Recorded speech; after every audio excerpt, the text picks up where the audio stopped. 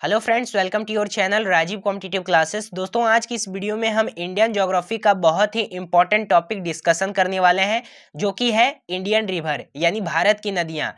इससे हर एक एग्जाम में 2 से 3 क्वेश्चन जरूर आपसे पूछे जाते हैं। 1 से 2 प्रश्न आपको जरूर देखने को मिलेगा, तो इस वीडियो को आप लोग पूरा देखिएगा।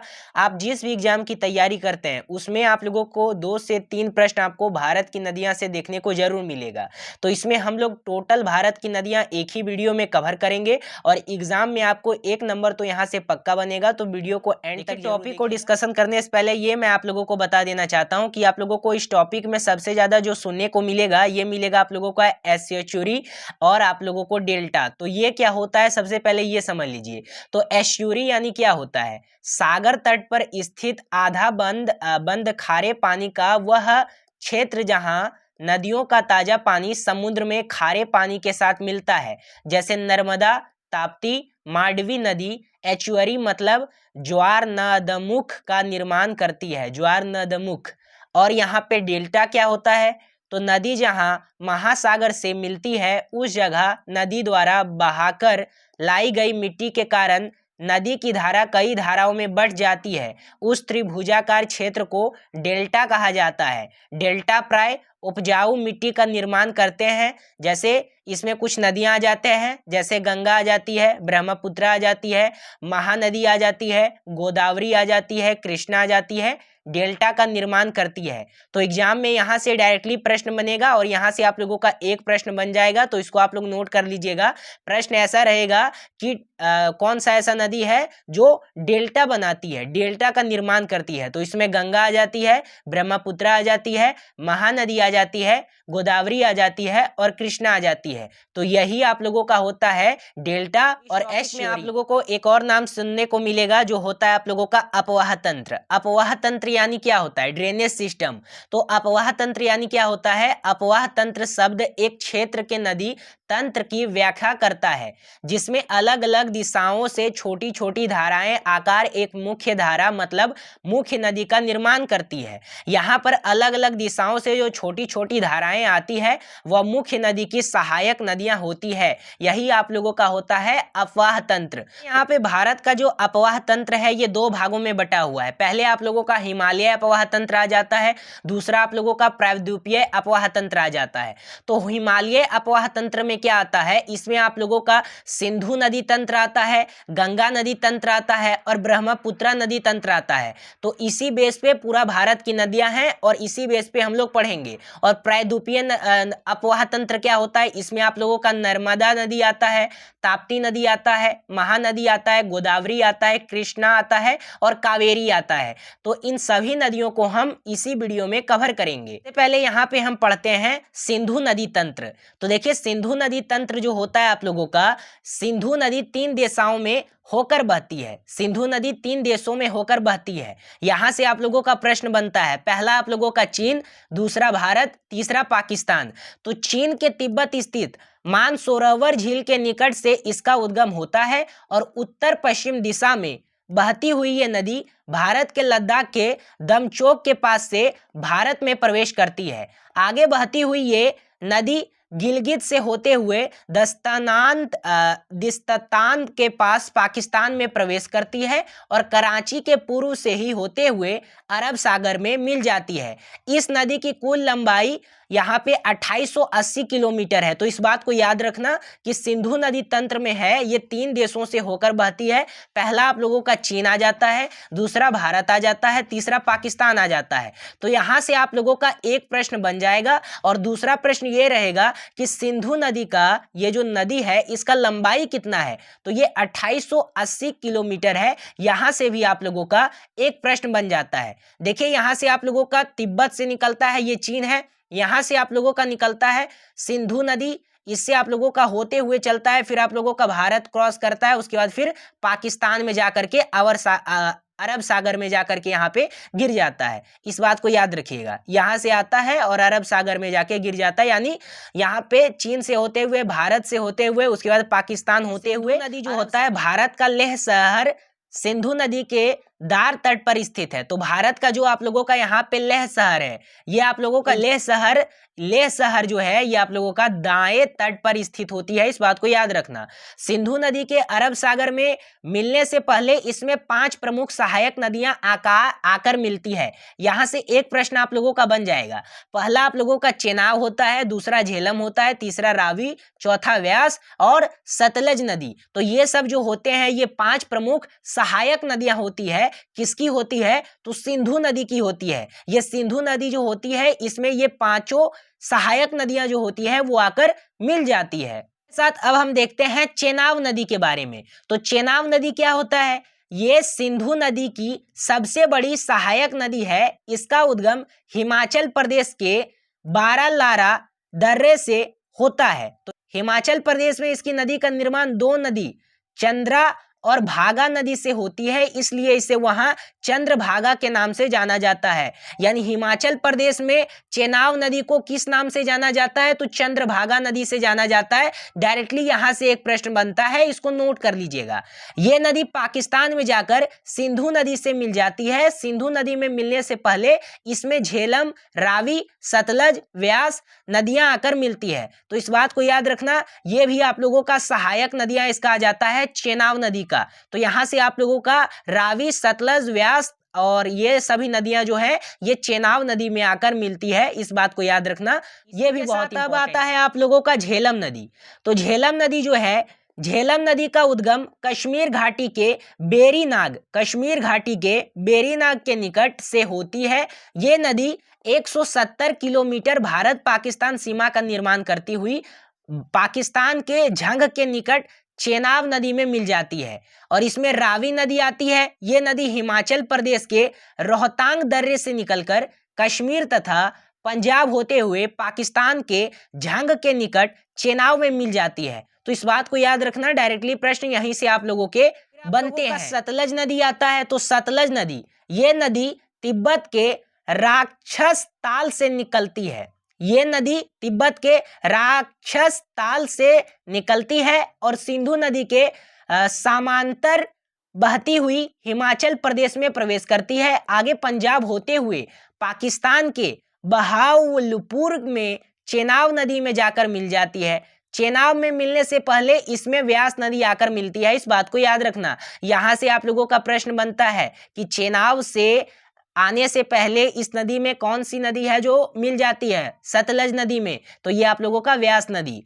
व्यास क्या है? रोहतांग दर्रे से निकलती व्यास नदी हिमाचल प्रदेश के कुल्लू घाटी में बहते हुए पंजाब के हरीके में सतलज नदी से मिल जाती है। तो यहां से भी प्रश्न बनता है, इस बात को याद रखना। एक नोट करने वाली बात है कि हरीके क्षेत्र में जो हमारे व्यास और सतलज नदी के संगम की बात की, वहीं से देश की सबसे लंबी नदी मतलब सबसे लंबी नहर इंदिरा गांधी नहर निकलती है, जो कि पंजाब और राजस्थान से होकर गुजरती है। राजस्थान में इसकी लंबाई सबसे अधिक 470 किलोमीटर है। तो यहां से अधिक प्रश्न बनता है कि राजस्थान में इसकी लंबाई कितनी है? तो 470 किलोमीटर है, इस बात को याद रखना। यहां से आप लोगों का एक प्रश्न बनता है। ध्यान दीजिएगा, पाकिस्तान के बहावलपुर में जब सतलज नदी चेनाब नदी से मिलती है, तब ये चेनाब में मिलकर पंचनद नदी का निर्माण करती है। मतलब सिंधु नदी में मिलने से पहले 45 किलोमीटर तक ये 5 नदियां यहाँ एक होकर आगे बहती है, इस बात को आप लोगों का एक नोट करने वाली बात है, इसको नोट कर लीजिएगा। सिंधु जल समझौता। तो देखिए, सिंधु जल समझौता हुआ था, ये 1960 में हुआ था। ये क्यों हुआ था? पानी के वितरण के लिए 1960 में हुई भारत और पाकिस्तान के बीच हुई एक संधि। देखिए, जैसे कि ये भारत से भी पास होता है और पाकिस्तान में भी जाता है। तो अगर भारत जो है ये पानी को अगर रोक लेती है तो पाकिस्तान के पास तो कुछ रहेगा नहीं।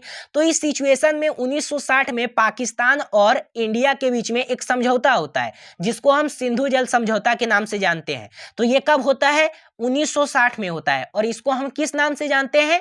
सिंधु जल समझौता के नाम से। यहां से एक प्रश्न बनता है आप लोगों का, तो इस बात को याद रखिएगा। इस समझौते के अनुसार 3 पूर्वी नदियां ब्यास, रावी और सतलज का नियंत्रण भारत को तथा 3 पश्चिम नदियां सिंधु चिनाब और झेलम का नियंत्रण पाकिस्तान को दिया गया। तो भारत के अंतर्गत आप लोगों का व्यास आ जाता है, रावी आ जाता है, सतलज आ जाता है। और सिंधु जल समझौता 1960 में जब किया गया तो पाकिस्तान को इसमें से सिंधु, चिनाब और झेलम दिया गया। इंडिया को व्यास, रावी और सतलज दिया गया। इस बात को याद रखना। अब इस टॉपिक में सबसे इंपॉर्टेंट चीज जो है आप लोगों का वो गंगा नदी तंत्र आता है। तो गंगा नदी तंत्र क्या है? तो ये आप लोगों का गौमुख है। गंगा नदी तंत्र जो है ये आप लोगों का गंगा नदी भारत की सबसे लंबी नदी है। यहां से एक पॉइंट बनता है, वन लीनियर क्वेश्चन है कि भारत की सबसे लंबी नदी कौन है? गंगा नदी। इसकी कुल लंबाई 2525 किलोमीटर है। इसमें भारत में इसकी लंबाई 2071 किलोमीटर है, बाकी बांग्लादेश में है। इस बात को याद रखना। तो यहां से आप लोगों का प्रश्न पूछेगा कि इंडिया में गंगा नदी का कितना लंबाई है? तो ये 2071 किलोमीटर है। लेकिन अगर ये पूछ दे कि बाकी जो बांग्लादेश में है और इंडिया में है, टोटल मिला के गंगा नदी का कितना लंबाई है? तो ये 2525 किलोमीटर है। सतोपथ हिमानी से निकलती अलकनंदा और गौमुख से निकली भागीरथी नदी जब देवप्रयाग में मिलती है तब इसकी संयुक्त रूप गंगा के नाम से जाना जाता है। इस बात को याद रखिएगा। जैसे कि यहाँ पे देख सकते हैं देवप्रयाग में ये सब आके क्या करती है? देवप्रयाग में ये सब आके मिलती है। जैसे कि अलकनंदा इधर से आती है आप लोगों की, उसके बाद इधर गोमुख से निकलती है भागीरथी, और उसके बाद इधर से आप लोगों का ये दोनों जब यहाँ पे पॉइंट पे आके मिलती है देवप्रयाग में जब यहाँ पे मिलती है तब इधर से गंगा नदी आप लोगों का पास होता है। इस बात को याद रखना। आप लोगों का आ जाता है गंगा नदी का कुछ मेन पॉइंट। देखिए, अलकनंदा की दो प्रमुख सहायक नदियां होती है। गंगा नदी में जो भी नदी आ जाती है उसका सहायक नदियां से भी प्रश्न पूछे जाते हैं। तो सबसे पहले इसमें पिंडार नदी आती है, दूसरी नदी आ जाता है। तो पिंडार नदी अलकनंदा को कर्णप्रयाग में आकर मिलती है, और ये जो आप लोगों का मंदाकिनी है, मंदाकिनी नदी अलकनंदा को रुद्रप्रयाग में आकर मिलती है। इस बात को याद रखना। तो यहां से डायरेक्टली प्रश्न पूछा जाता है कि प्रमुख सहायक नदियां, दो प्रमुख सहायक नदियां हैं, पिंडार नदी और मंदाकिनी नदी। तो इसमें आप लोगों का कहां से आकर ये सब मिलती है? तो देख सकते हो यहाँ पे आप लोगों का सबसे पहले यहाँ पे आ जाता है एक आप लोगों का कर्ण प्रयोग आ जाता है इधर का, और इधर आप लोगों का रुद्र प्रयाग आ जाता है। कर्ण प्रयाग और रुद्र प्रयाग आ जाता है। यहाँ पे मंदाकिनी नदी आ जाता है, केदारनाथ से ये होते हुए आता है। इधर आप लोगों का कर्ण प्रयाग आ जाता है, फिर गोमुख से आप लोगों का भागीरथी नदी निकलती है, ठीक है। और इधर बद्रीनाथ से भी आप लोगों का एक नदी आती है जिसको हम अलकनंदा कहते हैं, ठीक है। और इधर यहाँ पे धौली गंगा भी इधर आ जाता है विष्णु प्रयाग से। तो सब प्रयाग में ही है, इस बात को याद रखना, सब प्रयाग में ही है। और ये सभी यहाँ पे आ जाता है आप लोगों का एग्जाम में कभी कभी प्रश्न पूछ लिया जाता है कि कहाँ के मिलती है, तो इस बात को याद रखना। केदारनाथ मंदिर मंदाकिनी नदी के तट पर स्थित है, और बद्रीनाथ का मंदिर अलकनंदा नदी के तट पर स्थित है। तो यहाँ से आप लोगों का वेरी इंपॉर्टेंट प्रश्न आ जाता है। यहाँ से आप लोगों का 1 से 2 प्रश्न पूछ लिए जाएंगे, तो इस बात को आप लोग थोड़ा नोट कर लीजिएगा। आगे यहाँ पे आप लोगों का आ जाता है कि उत्तराखंड से निकली गंगा उत्तर प्रदेश बिहार होती हुई पश्चिम बंगाल तक बहती है। पश्चिम बंगाल के फरक्का पर ये 2 धारा में बट जाती है, एक आप लोगों का हुगली और मुख्य धारा भागीरथी। इस बात को याद रखना। उत्तराखंड से निकलती है गंगा, और उत्तर प्रदेश बिहार होती हुई पश्चिम बंगाल तक ये आप लोगों की बहती है। इस बात को याद रखना। और यहाँ पे मैं आप लोगों को एक और बात बता देना चाहता हूँ कि भागीरथी नदी बांग्लादेश में मुख्य धारा के रूप में प्रवेश करती है, जहां इसे पद्मा के नाम से जाना जाता है। यहाँ से आप लोगों का हर एक एग्जाम में प्रश्न पूछे जाते हैं कि बांग्लादेश में गंगा नदी को किस नाम से जाना जाता है? तो पद्मा के नाम से जाना जाता है। आगे बहती हुई ये पद्मा ब्रह्मपुत्र, जिसे बांग्लादेश में जमुना के नाम से जाना जाता है, से मिल जाती है और संयुक्त रूप से मेघना कहा जाता है, ठीक है।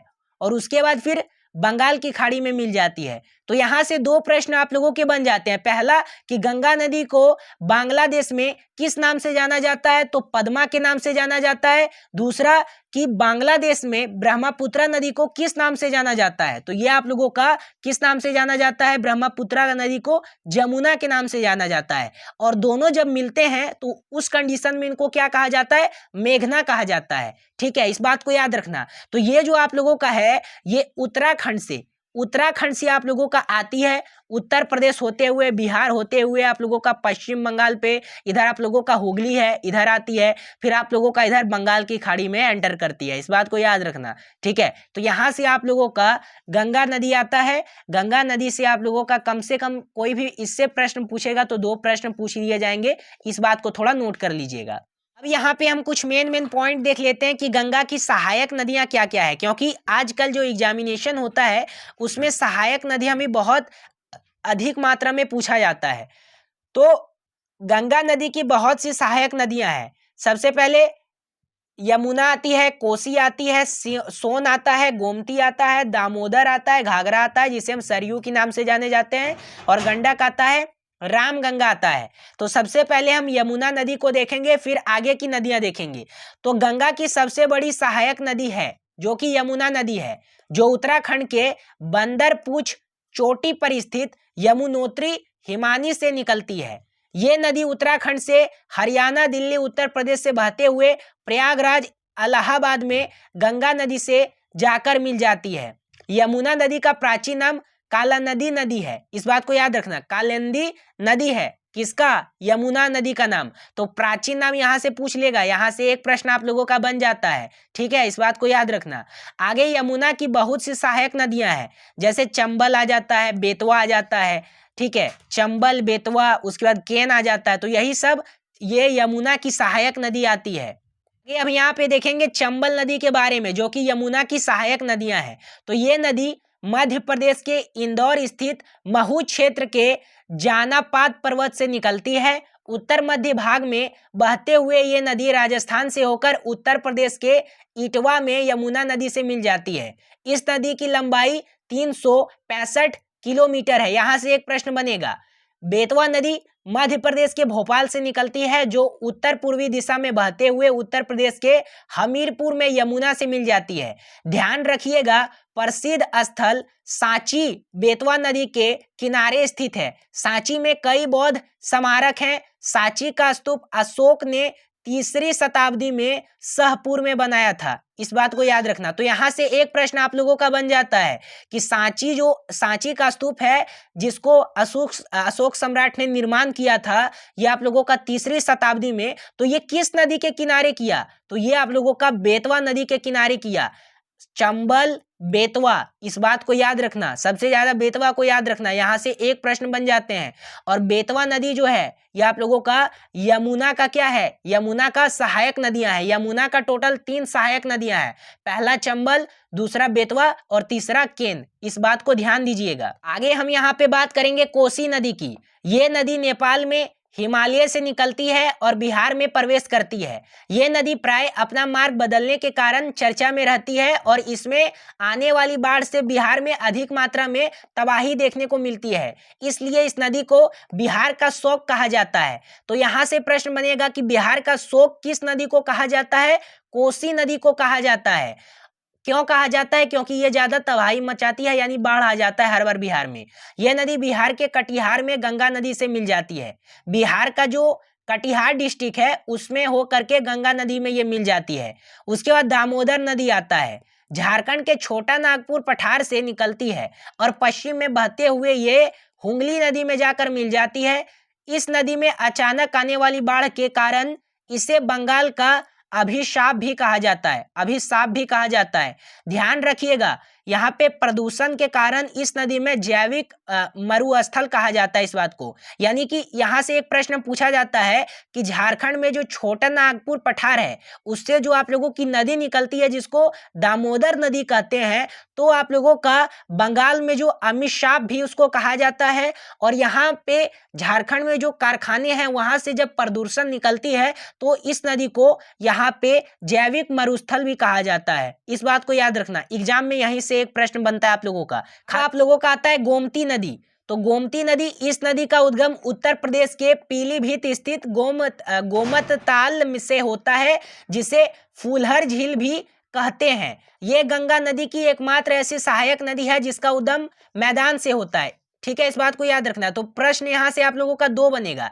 पहला प्रश्न ऐसा रहेगा कि गंगा नदी से ऐसा कौन सा नदी निकलता है जो कि गोमताल नदी, मतलब ये पूछा जाएगा कि आप लोगों का उद्गम मैदान किसे कहा जाता है। ठीक है, तो गंगा नदी का एकमात्र ऐसा कौन सा सहायक नदी है जिसको हम उद्गम मैदान कहते हैं, तो ये गोमती नदी को कहते हैं। और दूसरा प्रश्न ऐसा रहेगा कि आप लोगों का गोमती नदी को एक और नाम से, कौन सा नाम से जाना जाता है, तो फूलहर झील के नाम से जाना जाता है। फिर आप लोगों का सोन नदी आता है, मध्य प्रदेश के अमरकंटक नामक स्थान से निकलती है और उत्तर की ओर बहते हुए ये पटना के निकट गंगा में मिल जाती है। नोट करने वाली बात है, सोन नदी और यमुना नदी के बीच जल विभाजन का काम कैमूर की पहाड़ियां करती है। इनके अलावा गंगा की सहायक नदियों में घाघरा आ जाता है, जिसे सरयू नदी के नाम से भी जाना जाता है। तो यहाँ से एक प्रश्न रहेगा कि गंगा का जो नदी है, सहायक नदी है, जिसको हम क्या कहते हैं, घाघरा कहते हैं,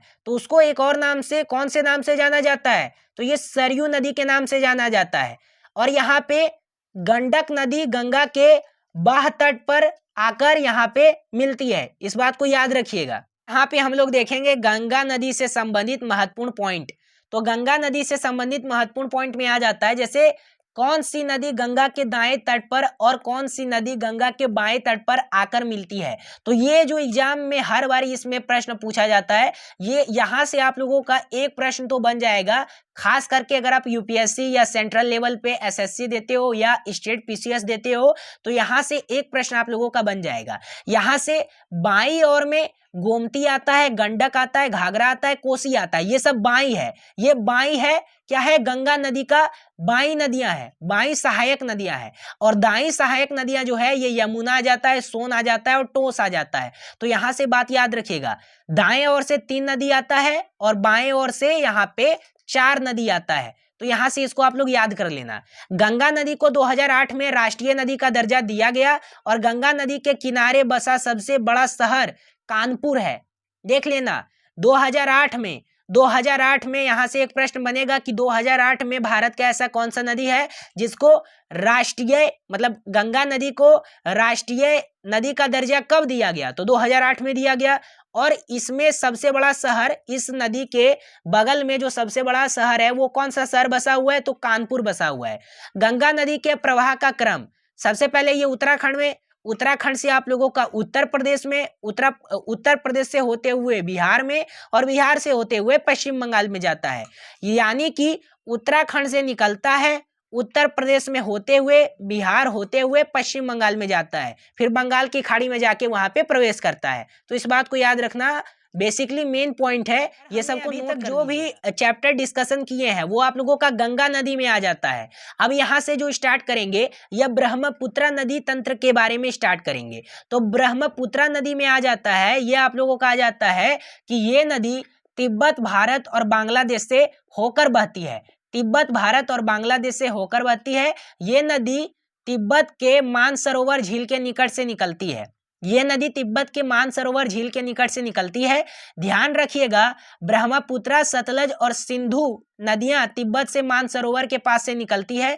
तिब्बत से निकलने वाली इस नदी को तिब्बत में यरलुंग के नाम से और सांगपो के नाम से जाना जाता है। जब ये नदी भारत में असम घाटी में प्रवेश करती है, जहां इसे ब्रह्मपुत्र के नाम से जाना जाता है, इस नदी को अरुणाचल प्रदेश में दिहांग के नाम से जाना जाता है। तो देखिए, यहां से आप लोगों का 2 प्रश्न बनेगा। सबसे पहले 2 प्रश्न ऐसा बनेगा कि जम्मू कश्मीर में, सबसे पहले यहाँ पे एक प्रश्न बनेगा कि जब ये तिब्बत से होकर आसाम में प्रवेश करती है, तो आसाम में जब ये प्रवेश करती है आप लोगों की तिब्बत से होकर, तिब्बत में इसको यहाँ पे यरलुंग जम्बो ब्रह्मपुत्र के नाम से जाना जाता है, ठीक है, जिसको हम इंडिया में ब्रह्मपुत्र कहते हैं।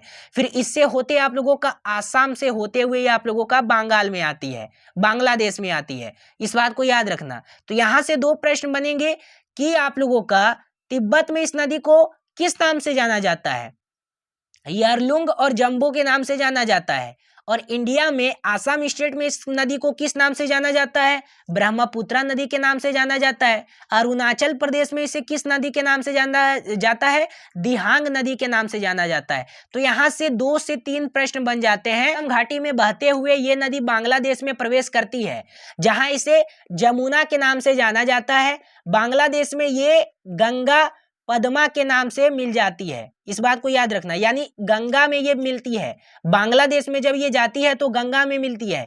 इंडिया में हम लोग इसे कहते हैं गंगा नदी, लेकिन बंगला में आप लोगों का, बांग्लादेश में इसको पद्मा कहते हैं, ठीक है। और गंगा ब्रह्मपुत्र का संयुक्त रूप से मेघना के नाम से जाना जाता है। और विश्व का सबसे बड़ी नदी डेल्टा सुंदरबन डेल्टा का निर्माण करते हुए बंगाल की खाड़ी में जाकर मिल जाती है।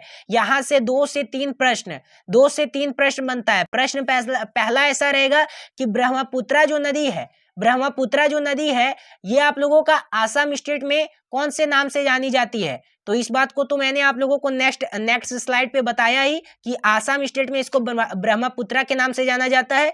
और अरुणाचल प्रदेश में इसे किस नाम से जाना जाता है? तो अरुणाचल प्रदेश में इसे आप लोगों को दिहांग नाम से जाना जाता है। और यहाँ पे आप लोगों का जब ये बांग्लादेश में इंटर करता है तो इसको हम लोग क्या कहते हैं? इसको बांग्लादेश वाले जो लोग रहते हैं, इस नदी को जो नाम दिया गया है इसको क्या बोलते हैं? जमुना बोलते हैं। और बांग्लादेश में जो गंगा नदी होता है इसको पद्मा बोलते हैं। और ये दोनों जब मिलता है तो विश्व का सबसे बड़ा नदी डेल्टा बनाता है, जिसको हम सुंदरबन डेल्टा कहते हैं। तो यहाँ से आप लोगों का 2 से 3 प्रश्न बनेगा, इस बात को याद रखना। ब्रह्मपुत्रा की सहायक नदी आ जाता है, जैसे आप लोगों का तीस्ता आ जाता है, दिबांग आ जाता है, सोनसिरी आ जाता है, लोहित आ जाता है, केमेंग आ जाता है, बराक आ जाता है, मानस आ जाता है और कापिली आ जाता है। उसके बाद फिर ये लोग आप लोगों का है, ये तीस्ता, सुवनसिरी, कमेंग, मानसन, दिबांग दाएं तट से और लोहित, बराक, दिबांग बाएं तट से ब्रह्मपुत्रा से मिलती है। बाएं तट और दाएं तट, दाएं तट, इस बात को याद रखिएगा, बहुत इंपॉर्टेंट होता है। और एग्जाम में आप लोगों का यहीं से प्रश्न पूछा जाता है। अब यहाँ पे हम लोग कुछ इंपॉर्टेंट पॉइंट देखेंगे। ब्रह्मपुत्रा नदी तंत्र में कुछ इंपॉर्टेंट पॉइंट देखेंगे। जैसे तीस्ता नदी का उद्गम सिक्किम से होता है, पश्चिम बंगाल से होते हुए बांग्लादेश में प्रवेश करती है और वहां ब्रह्मपुत्रा से मिल जाती है। तो इस बात को याद रखना कि ये जो आप लोगों का निकलती है, यानी तीस्ता नदी का उद्गम जो होता है ये सिक्किम से होता है, जो कि ब्रह्मपुत्रा का सहायक नदी है। लोहित नदी को खून की नदी के नाम से जाना जाता है। लोहित नदी जो ब्रह्मपुत्रा का सहायक नदी है, इसे खून की नदी के नाम से जाना जाता है। बराक नदी मणिपुर की पहाड़ियां से निकलती है, मणिपुर से मिजोरम, आसाम होते हुए बांग्लादेश में प्रवेश करती है और मेघना नदी में जाकर मिल जाती है। ब्रह्मपुत्र नदी गंगा नदी के साथ मिलकर विश्व के सबसे बड़े नदी डेल्टा, सुंदर डेल्टा का निर्माण करती है। यानी ब्रह्मपुत्र जब गंगा नदी में मिलती है तो ये विश्व का सबसे बड़ा डेल्टा नदी का निर्माण करती है, जिसको हम सुंदरबन डेल्टा के नाम से जानते हैं। ब्रह्मपुत्र नदी में ही विश्व का सबसे बड़ा द्वीप आता है, यानी वर्ल्ड लार्जेस्ट रिवर आइलैंड आता है, जिसको हम मांजुली स्थित है, जिसको हम ये आसाम में स्थित है। इस बात भी प्रश्न किया, यहाँ तक हमने जो भी मेन पॉइंट को देखे, यहाँ तक हमने जो भी चैप्टर डिस्कशन किए वो आप लोगों का अलग अलग आ जाता है। यानी गंगा नदी तंत्र आ जाता है और दूसरा आप लोगों का ब्रह्मपुत्र नदी तंत्र आ जाता है। अब यहाँ पे देखेंगे हम दक्षिण भारत की नदियां, यानी कि प्रायद्वीपीय नदी तंत्र देखेंगे। यहाँ से भी प्रश्न पूछे जाते हैं। तो हिमालय नदी तंत्र की तुलना में प्रायद्वीपीय नदी तंत्र बहुत अधिक पुराना है। दक्षिण भारत की नदियां प्राय वृक्षनुमा अपवाह तंत्र रखती है। प्रायद्वीपीय नदियों के अपवाह तंत्र में नर्मदा आती है, ताप्ती आती है, माही आती है, गोदावरी आती है, कृष्णा आती है, कावेरी आती है और महानदी आती है। अरब सागर में गिरने वाली नदियां, पहला नर्मदा है, दूसरा ताप्ती है, तीसरा माही है। इस बात को याद रखना। ये जो इधर आप लोगों का माही आ जाता है ये है, दूसरा फिर आप लोगों का इधर आप लोगों का ताप्ती है, उसके बाद फिर आप लोगों का बता दूं तो एक आप लोगों का नर्मदा है। यही तीनों नदी जो है ये अरब सागर में जाके गिरती है, इस बात को याद रखिएगा। बंगाल की खाड़ी में गिरने वाली नदियां गोदावरी, कृष्णा, कावेरी, महानदी आता है। तो यहाँ से भी प्रश्न बनता है कि दक्षिण भारत की जो नदियां हैं उनमें से ऐसा कौन कौन सा नदी है जो कि बंगाल की खाड़ी में जाके गिरती है। तो इधर आप लोगों का अरब सागर आ जाता है, इधर आप लोगों का बंगाल की खाड़ी आ जाता है। तो इधर आप लोगों का कावेरी नदी एक है जो आप लोगों का बंगाल की खाड़ी में जाके गिरती है। दूसरा आप लोगों का कृष्णा नदी आ जाता है जो कि बंगाल की खाड़ी में जाके गिरती है। तीसरा गोदावरी नदी आ जाता है जो कि बंगाल की खाड़ी में जाके गिरती है। और चौथा महानदी आ जाता है जो कि बंगाल की खाड़ी में आके गिरती है। और अरब सागर में माही नदी आके गिरती है, नर्मदा नदी आके गिरती है, ताप्ती नदी आके गिरती है। तो इस बात को याद रखना, बंगाल की खाड़ी में दक्षिण भारत की जो नदियां हैं उसमें से 4 नदी बंगाल की नदी में जाके गिरती है और अरब सागर में दक्षिण भारत की नदियां 3 नदी जाकर गिरती है। तो ये मेन पॉइंट है, इसको थोड़ा नोट कर लीजिएगा, बहुत बार एग्जाम में प्रश्न पूछे जाते हैं। अब यहाँ पे हम लोग देखेंगे नर्मदा नदी के बारे में। तो एक एक नदी को हम डिटेल से डिस्कशन करने वाले हैं, जो भी आप लोगों का दक्षिण भारत की नदियां हैं। जैसे कि हमने गंगा नदी तंत्र और ब्रह्मपुत्र नदी तंत्र को क्या किया है, डिस्कशन किया है। तो नर्मदा नदी तंत्र मध्य प्रदेश के अमरकंटक से इसकी उत्पत्ति होती है, जो पश्चिम की ओर बहते हुए 312 किलोमीटर की दूरी तय कर यहाँ पे खंबात की खाड़ी अरब सागर में मिल जाती है।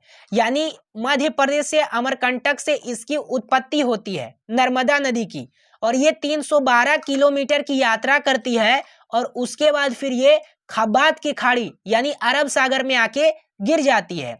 ठीक है, उसके बाद नर्मदा नदी उत्तर में विंध्याचल पर्वत और दक्षिण में सतपुड़ा पर्वत के बीच भ्रश घाटी से होते हुए बहती है। तो इस बात को याद रखना कि नर्मदा नदी जो आप लोगों की निकलती है, नर्मदा नदी सतपुड़ा पहाड़ी और विंध्याचल पर्वत से होकर यहाँ पे बहती है, इसके बीचों बीच बहती है। फिर आप लोगों का ये आता है अरब सागर में। ठीक है, इस बात को याद रखना, बहुत इंपॉर्टेंट पॉइंट है ये नदी मध्य प्रदेश की सबसे बड़ी नदी है। नर्मदा नदी जो है ये मध्य प्रदेश की सबसे बड़ी नदी है। तो यहाँ से एक पॉइंट बन जाता है, अगर कोई MPPSC देते हैं तो उसमें ये प्रश्न पूछेगा स्टेट PCS लेवल में कि मध्य प्रदेश की सबसे बड़ी नदी कौन सी है, नर्मदा नदी है। इसे मध्य प्रदेश का जीवन रेखा कहा जाता है। नर्मदा नदी की सहायक नदियां ओरन संग तवा शेर है। ध्यान दीजिएगा, अमरकंटक से 2 नदियां निकलती है, नर्मदा और सोन। नर्मदा और सोन अमरकंटक की नदियां निकलती है। दोनों नदियां भ्रश घाटी से होते हुए बहती है। इधर अरब सागर आता है, इधर बंगाल की खाड़ी आता है। बंगाल की खाड़ी में दक्षिण भारत की नदियां यानी प्रायद्वीपीय नदी 4 नदी इधर आती है और अरब सागर में 3 नदी आती है। तो चारों को हम डिटेल से इसी वीडियो में डिस्कशन करने वाले हैं। आप लोगों का ताप्ती नदी, तो ताप्ती नदी जो है ये 724 किलोमीटर इसकी लंबाई है। तो मध्य प्रदेश के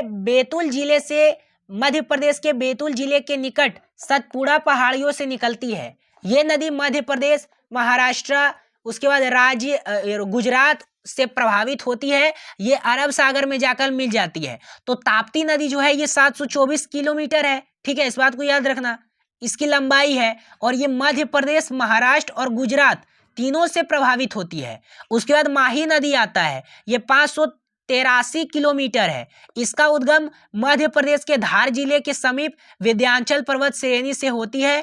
मध्य प्रदेश, राजस्थान, गुजरात से बहते हुए ये नदी खंबात की खाड़ी में गिर जाती है। फिर आप लोगों का ध्यान रखिएगा कि माही भारत की एकमात्र ऐसी नदी है जो कर्क रेखा को 2 बार काटती है। से आप लोगों का माही नदी इधर से आती है, ठीक है, विंध्याचल पर्वत से होते हुए गुजरती है। लेकिन इस बात को याद रखना कि यहाँ पे कर्क रेखा आता है और कर्क रेखा में टोटल 8 स्टेट होकर गुजरते हैं। लेकिन अगर नदी की बात किया जाए और 2 नदी की बात किया जाए तो एक ही मात्र ऐसी भारत की नदी है जो माही नदी है।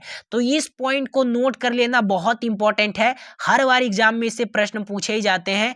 1 नंबर तो आपका यहाँ से बन जाएगा। यहाँ पे आ जाता है आप लोगों का गोदावरी नदी।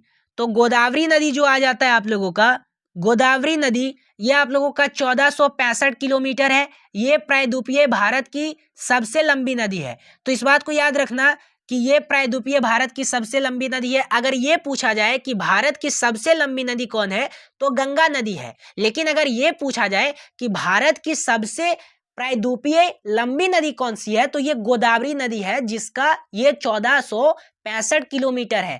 तो इस बात को याद रखना। यह नदी महाराष्ट्र के नासिक जिले से त्र्यंबकेश्वर से निकलती है और दक्षिण पूर्व की ओर बहते हुए बंगाल की खाड़ी में गिर जाती है। ध्यान रखिएगा, पेनगंगा, इंद्रवती और प्रणहिता इसके प्रमुख सहायक नदियां हैं। तो यहां से प्रश्न पूछेगा कि गोदावरी नदी की सहायक नदियां कौन है? तो 3 नदी है। उसके बाद कृष्ण नदी आता है। कृष्णा नदी जो होता है ये 1400 किलोमीटर इसकी लंबाई है। कृष्णा नदी प्रायद्वीपीय भारत की दूसरी सबसे बड़ी नदी है। तो अगर ये पूछा जाए कि प्रायद्वीपीय भारत की सबसे बड़ी नदी कौन सी है, तो गोदावरी नदी है। अगर ये पूछा जाए कि प्रायद्वीपीय नदी सबसे बड़ी, प्रायद्वीपीय नदी में सबसे बड़ी, दूसरे नंबर पे सबसे बड़ी नदी कौन सी है, तो ये आप लोगों का कृष्णा नदी है। इसका उद्गम महाराष्ट्र के महाबलेश्वर के पास से होता है। कृष्णा नदी महाराष्ट्र से होते हुए कर्नाटक, तेलंगाना और आंध्र प्रदेश से बहते हुए बंगाल की खाड़ी में गिर जाती है। नदी की प्रमुख सहायक नदियां जो आता है ये तुंगभद्रा आता है, कोयना आता है और भीमा आता है। तो यहाँ से एक बात याद रखना कि कृष्णा नदी जो है ये प्रायद्वीपीय नदी में सबसे बड़ी नदी दूसरे नंबर पे आती है। पहली नंबर पे अगर पूछा जाए तो वो गोदावरी नदी है, और इसकी जो सहायक नदियां है ये 3 सहायक नदियां हैं, और गोदावरी नदी की भी 3 सहायक नदियां हैं। इस बात को याद रखिएगा। और यहाँ से एक और प्रश्न बनता है कि प्रायद्वीपीय नदी यानी भारत में ऐसा कौन सा ऐसा नदी है जो 2 बार कर्क रेखा को काटती है, एकमात्र नदी? तो ये माही नदी आता है। और नर्मदा नदी जो है ये हिमाचल पर्वत और सतपुड़ा दोनों को पार करते हुए इधर जाती है। ठीक है।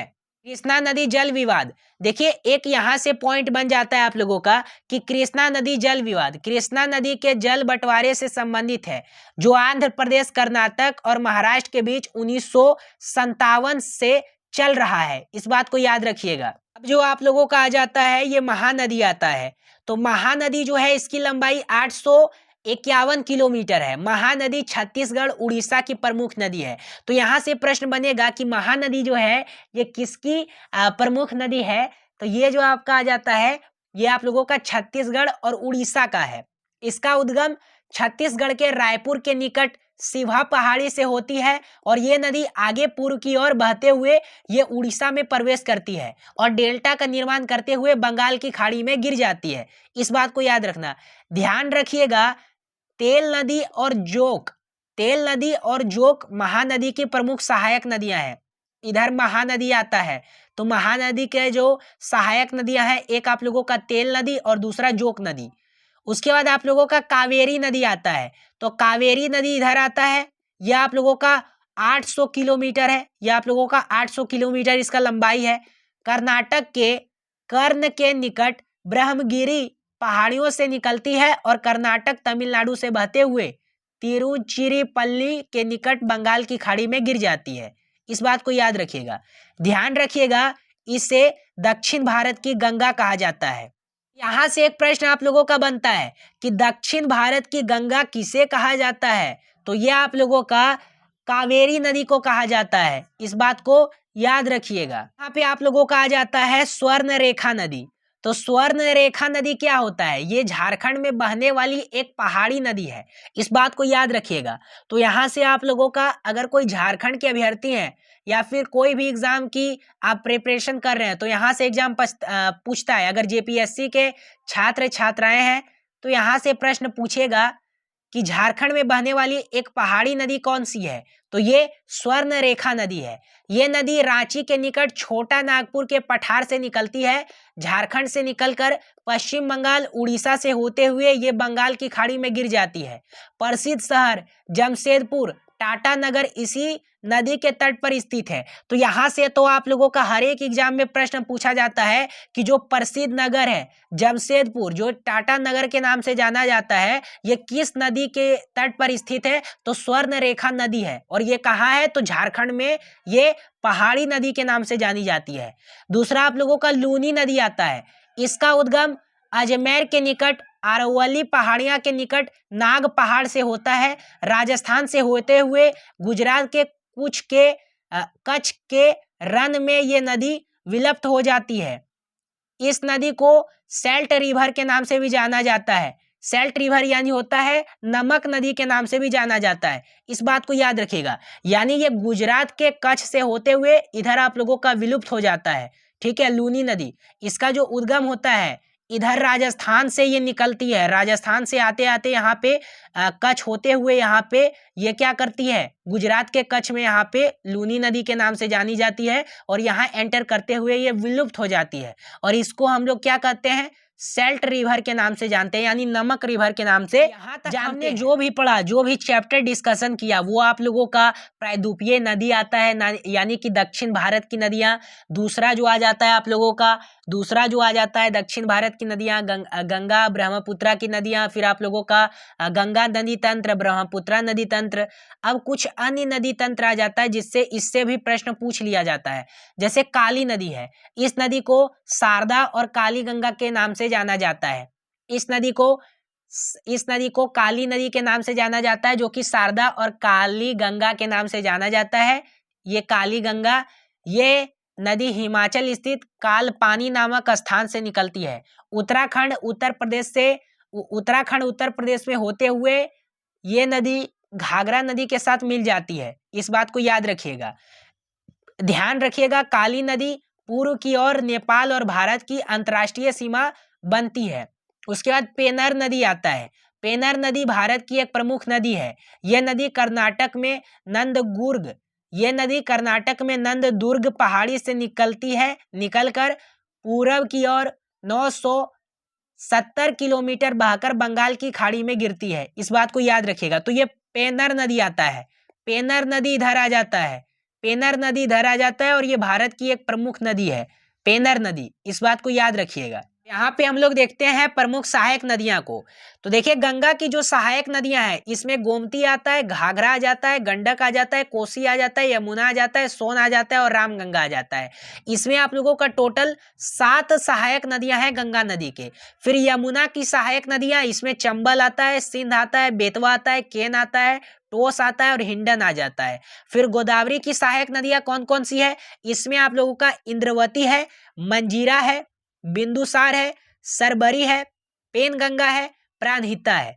कृष्ण की सहायक नदियां कौन कौन सी है, तुंगभद्रा है, घाट प्रभा है, माला प्रभा है, भीम है, वेदावती है, कोयना है। कावेरी की सहायक नदियां कौन सी है, कामबिनी है, हेमावती है, सिमसा है, उसके बाद भवानी। आप लोगों का नर्मदा की सहायक नदियां कौन सी है, तो इसमें आप लोगों का अमरावती है, भूखी है, तवा है, उसके बाद बंगैर है।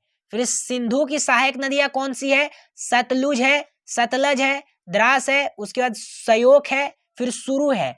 उत्तरा की सहायक नदियां दिबांग है, लोहित है, जिया है, यही सब आ जाता है, इसको नोट कर लीजिएगा। दामोदर की सहायक नदियां कौन सी है, बराकर है, कोनार है।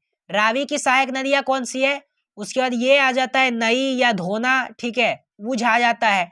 महानदी की सहायक नदियां कौन सी है, तो शिवनाथ आ जाता है, हसदेव आ जाता है, जोक आ जाता है, फंड आ जाता है, ईब आ जाता है, ओंग आ जाता है और तैल आ जाता है। तो ये सभी जो है, ये मोस्ट ऑफ द केसेस हर एक एग्जाम में प्रश्न इससे पूछे जाते हैं। तो कभी भी आई है, इस बात को याद रखिएगा। इस बात को भी वेरी वेरी इंपॉर्टेंट, इस बात को याद रखिएगा। ये भी आई, यहाँ से आप लोगों का प्रश्न बनता है और हर एक एग्जाम में सबसे ज्यादा इसी से प्रश्न बनता है। तो एक एक चीज को बेहतरीन तरीके से नोट कर वन लीनियर क्वेश्चन देख लेते हैं। जैसे सिंधु नदी भारत के किस राज्य से होकर बहती है, तो ये जम्मू कश्मीर से होकर बहती है। यमुना नदी का उद्गम स्थल कहाँ है, तो ये यमुनोत्री हिमनी में है, मतलब हिमानी में है। किस नदी को बिहार का शोक कहा जाता है, तो कोशी को कहा जाता है। क्यों कहा जाता है, क्योंकि इसके माध्यम से बिहार में हर बार बाढ़ आ जाती है। बंगाल का शोक किस नदी को कहा जाता है, दामोदर नदी को कहा जाता है। तो बिहार का शोक कोसी को कहा जाता है और बंगाल का कोस दामोदर नदी को कहा जाता है।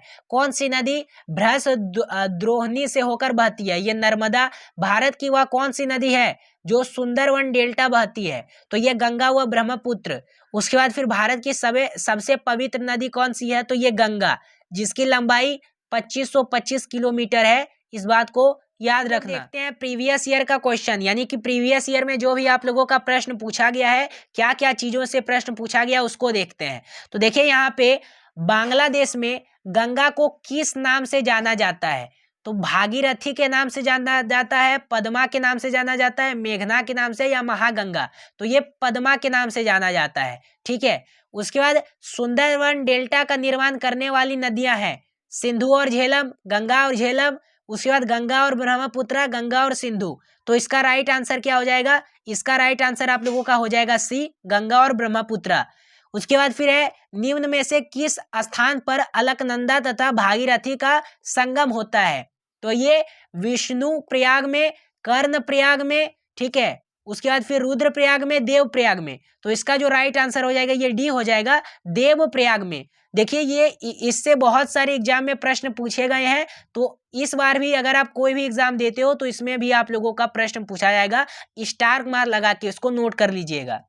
आगे आ जाता है वह नदी जो केदारनाथ से रुद्र प्रयाग के मध्य बहती है, भागीरथी, अलकनंदा, सरयू, उसके बाद मंदाकिनी। तो इसका जो राइट आंसर हो जाएगा ये आप लोगों का डी हो जाएगा, मंदाकिनी। निम्न में से किस नदी के तट पर बृहदीनाथ का प्रसिद्ध मंदिर स्थित है? यानी निम्नलिखित में से किस नदी के तट पर बद्रीनाथ का प्रसिद्ध मंदिर स्थित है?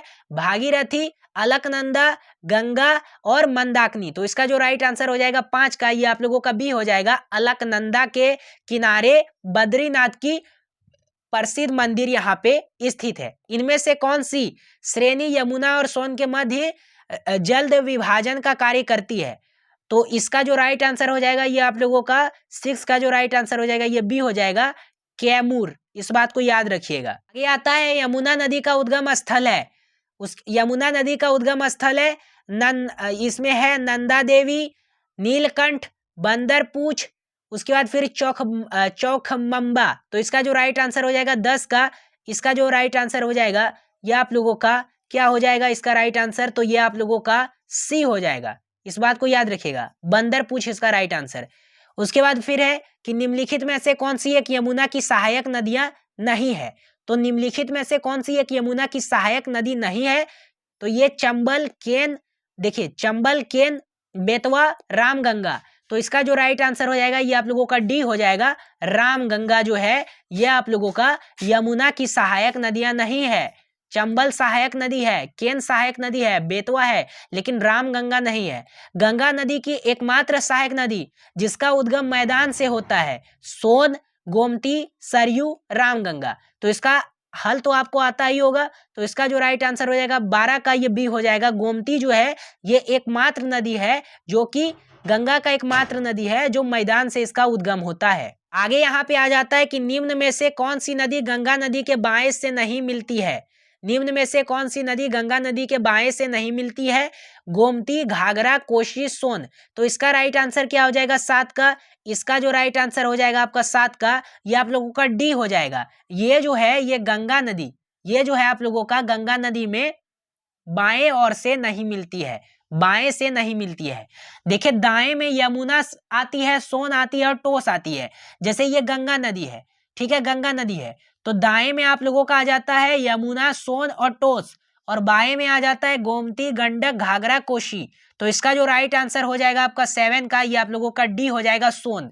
ठीक है, ये आप लोगों का बाएं से नहीं मिलती है, बाएं से नहीं मिलती है, ना कि दाएं से मिलती है। बेतवा नदी मिलती है गंगा से, यमुना से, ब्रह्मपुत्रा से, सोन से। तो इसका जो राइट आंसर हो जाएगा 8 का, ये आप लोगों का राइट आंसर हो जाएगा, इसका बी हो जाएगा राइट आंसर। यमुना जो है ये बेतवा नदी मिलता है। निम्न में से कौन सी नदी यमुना नदी से नहीं मिलती? केन, बेतवा, सोन, चंबल। तो इसका जो राइट आंसर हो जाएगा 9 का जो राइट आंसर हो जाएगा ये सी हो जाएगा, सोन इसका राइट आंसर हो जाएगा। फ्रेंड्स फाइनली आज की इस वीडियो में हमने भारत के भूगोल में, इंडियन ज्योग्राफी में भारत की नदियां टोटल कवर कर लिया है। सिंधु नदी तंत्र को कवर कर लिया है, गंगा नदी तंत्र को कवर कर लिया है, प्रायद्वीपीय नदी तंत्र को कवर कर लिया है, और एक्स्ट्रा जो एग्जाम में प्रश्न पूछे जाते हैं उसको भी कवर कर लिया है। तो मेरा एक रिक्वेस्ट रहेगा, चैनल पे पहली बार विजिट किए हो तो चैनल को सब्सक्राइब कर लीजिएगा, बेल आइकन को प्रेस कर लीजिएगा, ताकि ऐसे ही वीडियो मैं आप लोगों को देता रहूं, प्रोवाइड करता रहूं, और जो भी एग्जाम आता है तो उसमें आप क्रैक कर लीजिएगा। इस वीडियो को कम से कम तो 3 अभ्यर्थियों के पास जरूर शेयर कीजिएगा। और अगर आपको इसका पीडीएफ चाहिए तो डिस्क्रिप्शन में आपको एक नंबर दिख रहा होगा, उस पर आप व्हाट्सअप कर सकते हो या कॉल कर सकते हो, उसके माध्यम से आपको यह पीडीएफ टोटल प्रोवाइड कर दिया जाएगा। तो फिर मिलते हैं कोई अगले टॉपिक के साथ। धन्यवाद।